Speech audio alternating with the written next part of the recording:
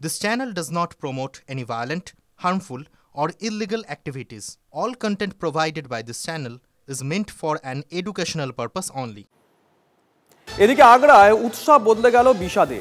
দুর্গা প্রতিমা নিরঞ্জনের সময় মর্মান্তিক দুর্ঘটনা। আগ্রায় পৃথক দুই দুর্ঘটনায় নদীতে ডুবে কয়েকজনের মৃত্যু। 4 জনকে উদ্ধার করা গেল, নিখোঁজ আরও 1 জন। যুদ্ধকালীন তৎপরতা উদ্ধার কাজ জারি আছে।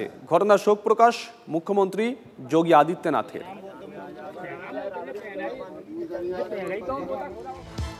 মধ্যপ্রদেশে সেখানেও প্রতিমা বিসর্জনের সময় দুর্ঘটনা। প্রতিমা বিসর্জনের সময় নদীতে উল্টে গেল ট্রাক্টর।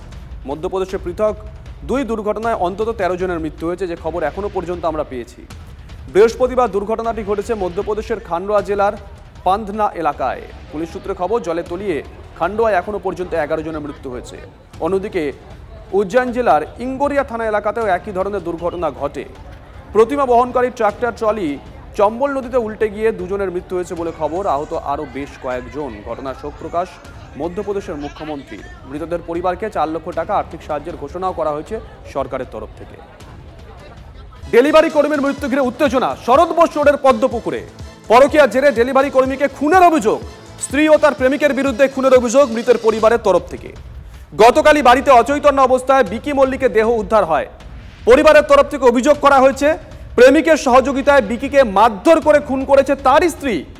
গলায় ফাঁসের চিহ্ন রয়েছে বলে দাবি করেছে মৃতের পরিবার। খুন নাকি আত্মহত্যা তা খতিয়ে দেখছে পুলিশ।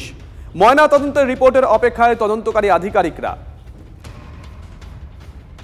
বৃহস্পতিবার বছর 30-এ বিকি মল্লিকের এখানেই অচৈতন্য অবস্থায় দেহ পাওয়া যায়। হাসপাতালে নিয়ে যাওয়ার পর চিকিৎসকরা মৃত বলে ঘোষণা করে।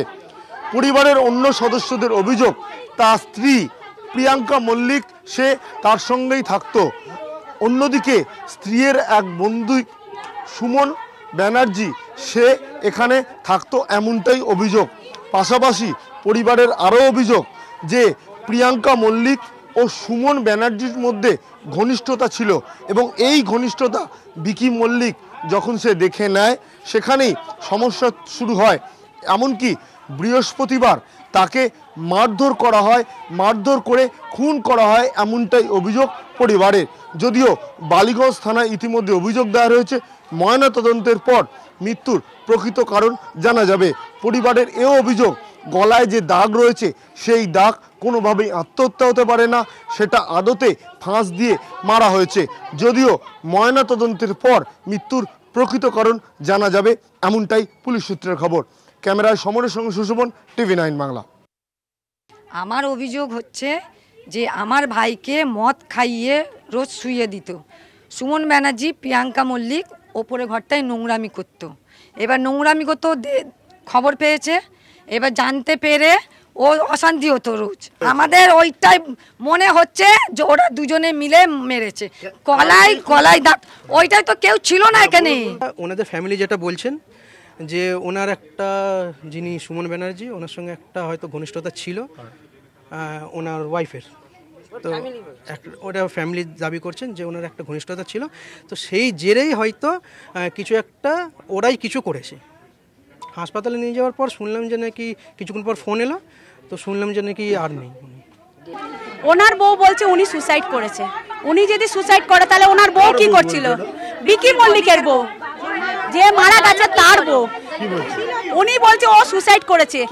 আচ্ছা, আমার ভাই যদি সুসাইড করে তাহলে উনি কি করে জানলো সুসাইড করেছে? উনি দিন রাত ওপরের ঘরে পড়ে থাকে, আমার ভাইকে নিচের ঘরে ফেলে রাখে। নিয়ে গেলাম, আমাদের পাড়ায় একজনের ডক্টর আছে, ওনাকে ওখানটায় দাঁড় করিয়ে আমরা দেখলাম পালস একদম ডাউন, মানে স্লো চলছে।